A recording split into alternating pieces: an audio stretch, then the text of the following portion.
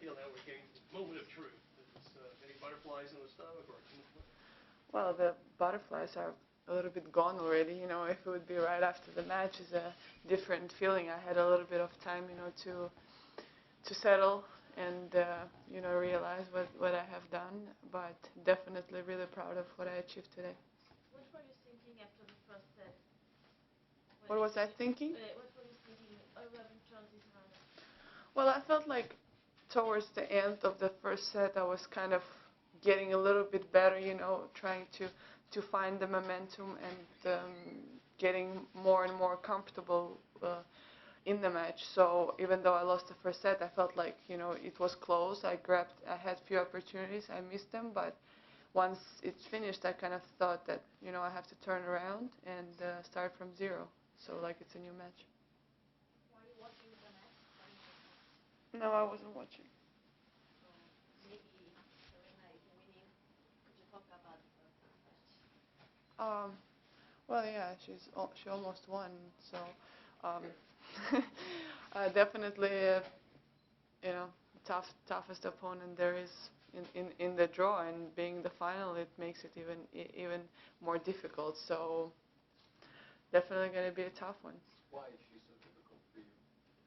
Well, first of all, if you look at our record, it says it all. I mean, I haven't won in any last meeting, so I definitely need to find something to surprise her tomorrow, because she's in a great form, you know, feeling really confident right now, and you know, she has everything on her side.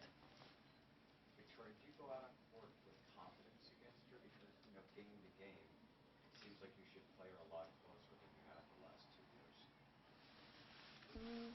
I guess, I mean, in Wimbledon, I feel like the match was, you know, a lot closer. There were opportunities for me to step it up.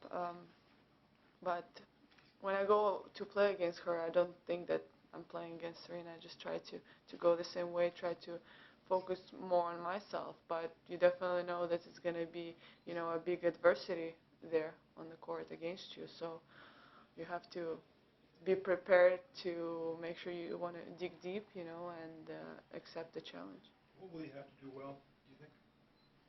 Well, I have to, you know, try to return well, definitely, and serve, because in with Serena, it's not really the long rallies. It's all about, you know, who grabs the first opportunity, who is more brave to, you know, to step it up right from the beginning. Maria said today earlier that she thought the big difference was that she couldn't get the ball back, play often enough. And your serve was very effective against her. In the third set, do you agree with that? Yeah, I think I served much better. It was more commitment for me. You know, I felt like I was creating, you know, those opportunities starting from my serve, which probably wasn't really the case at the beginning. You know, I was just, you know, trying to place it well, not really going with a serve with a plan on what I'm gonna do next. So I think that was a big change from my side and my serve. Victoria, how much do you enjoy playing against Maria? Do you enjoy the challenge of facing her? Yeah, I really do, you know, because that's what I feel like we play for. We live for, to play on these big stages against, you know, such champions, and it's, you know, that feeling of winning a great battle is just priceless.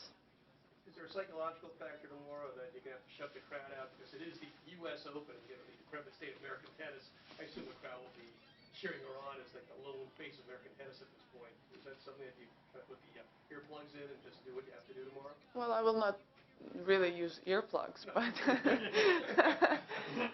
but I definitely, you know, I wouldn't be surprised if there were. I would be surprised if it would be the other way. So I kind of know that already. So it's not the first time for me to kind of face that. It's definitely going to be the first time being in the U.S. Open. But you know, there's a lot of things that have been for the first time for me in this year. So I just need to adjust and try to be, you know, who I am on the court. You seem to be having a lot of fun here. You're dancing. You got some interesting people in your box. You're sort of being very vivacious. Has it been as much fun as it appears to us? Um, well, sometimes it's not as fun, you know, especially in that first set today, it wasn't as fun. But I try to enjoy my moment, you know. I feel like I don't want it to end, you know. I'm living this great run, you know, these great opportunities that coming at me that I just want to continue and enjoy that ride. So, and when I'm on the court, I feel like I'm in paradise, you know. I'm in that most comfortable place I can be, and why not enjoy it? Does that Looks still like- go back to, Sure. does that still go back to that conversation you had with, I think, your grandmother? Yeah. I mean, is that still in your mind, that turnaround that you think you Um, made that way? Yeah, I guess it's just the mentality change, you know, the approach change, and I just know that how to prepare myself to be in that state of mind, and it's never always the same. It sometimes, you know, to come up with that fire, it takes a little bit um, more energy out of me, or you know, a little bit of adaptation, something that I have to bring myself to. But yeah, the approach is there. You know, the when I enjoy playing on the court, it's always there. Victoria, you play with that fabulous intensity out there, which is a huge asset. Thank you. But the crowd maybe doesn't always warm up to you tremendously. We're here in the media capital. What can you tell fans about Victoria, the young person, as a person? As a person, I'm definitely not as intense in real life, you know. I'm much more calm, I'm much more easygoing, and but as I mentioned before, this is who I am on the court. This is what brings the best tennis out of me, and this is how I approach my matches. And you know, maybe if I would be just, you know, trying to smile every time and be, you know, I would not be as focused. So I'm not really aware of how I am on the court, that intensity or maybe that face of expression that I have, because I can see myself in the mirror when I'm there. So I just, you know, just try to be in the zone when that makes me comfortable to play. And off the court, you're calm and normal and laid back and relaxed? Yeah, very relaxed, actually. In a process, trying to find a balance between having fun and being intense, like at one point were you too much one or the other, and you're sort of reaching that point, or have you always been able to balance? Well, I enjoy intensity on the court because that's how I play, and that's how I like to.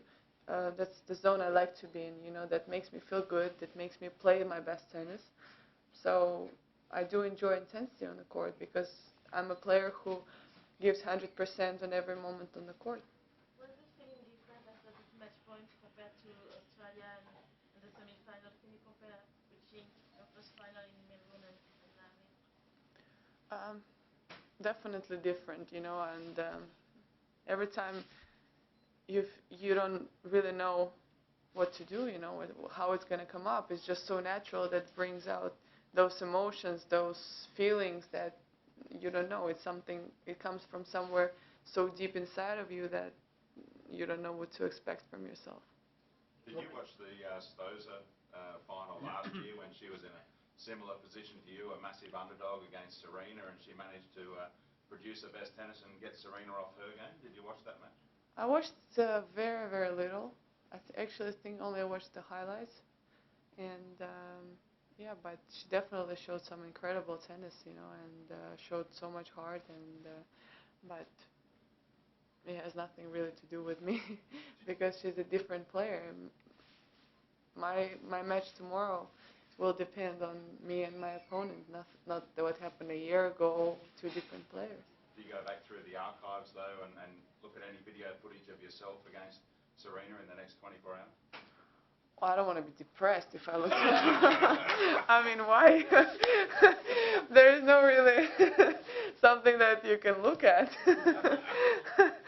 But no, I mean, it's just like I'm gonna have the same game plan, you know, with my coach as we did, you know, today and the other days before. I'm not really a big fan of watching and scouting. I like to watch tennis when it's live on TV. I do enjoy that, but to look back, no. Just one more. It looks like the lessons on the shuffle have paid off. Was Refu happy with your style out there? I hope so. I mean, we haven't really been practicing yet because I've been playing too many matches. But yeah, I've been doing some practicing back home with a friend of mine as well, so I'm sure he appreciates that. Given how well you played this year at various times and in big matches, I would think tomorrow night going on court, you at least want to be competitive. You don't want to walk off getting blown out. That's a silly question, no? You can answer.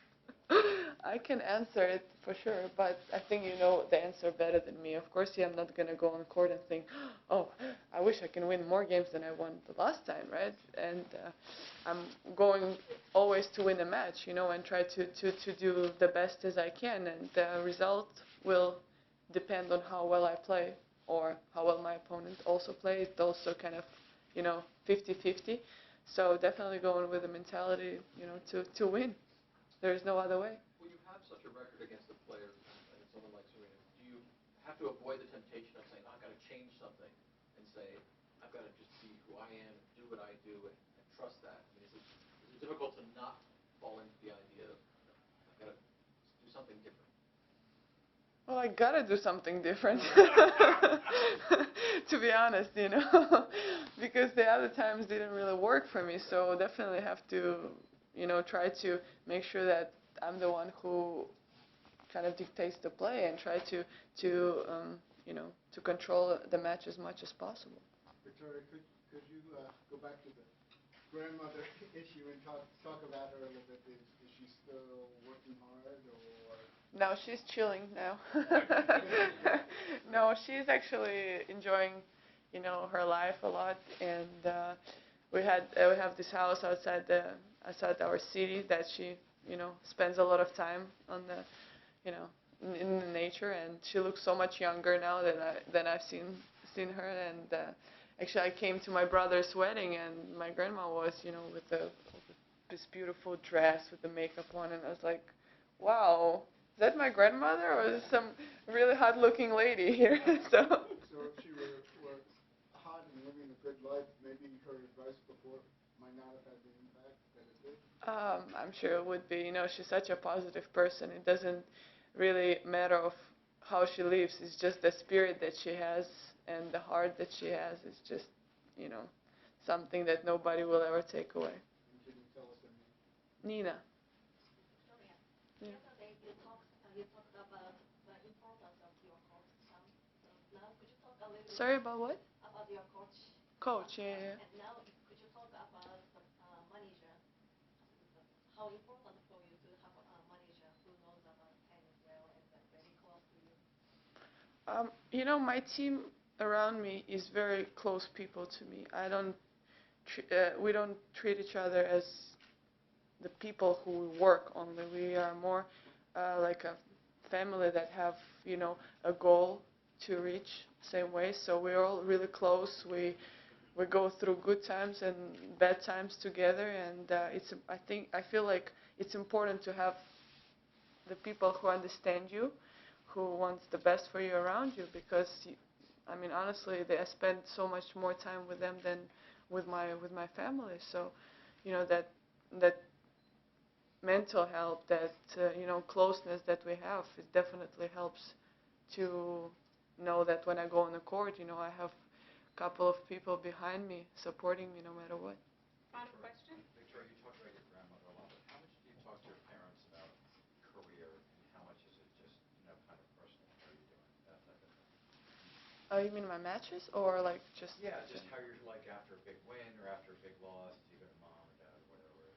Yeah, I talk to my mom more than I actually talk to my dad, because I don't know. My mom is always watching. My dad is not always watching because he gets too nervous. But yeah, and but I always keep in touch with them. They're my biggest fans for sure. And my mom can give me sometimes some advice, but she doesn't want to play that role of a coach or somebody else because she knows I have a great team around me. She just want to support me and as my mom, and she always tells me, I want you to be happy, not if playing tennis or whatever makes you happy, that's the best. Have But you thought of maybe flying them into New York or Australia or another slam just so they could see you in person, or would it make you You mean like for tomorrow? Sure. Well, I know it's, they're too yeah, far away, but yeah. you know a couple days ago when you're getting the semifinal. I don't think there's really a point, if my mom came to, for Olympics and she stayed all the way through. I don't feel like, just for one match to bring them all the way here. Plus, my dad would be like, I'm not flying that far anyway. So, but I definitely like when they come to the tournament. I just always feel sometimes that I need to make sure that I give them so much of my attention because they're my parents, and it's a little bit difficult to manage with the recovery and time of course. Okay, thank you. Any questions Thank in you. Russian?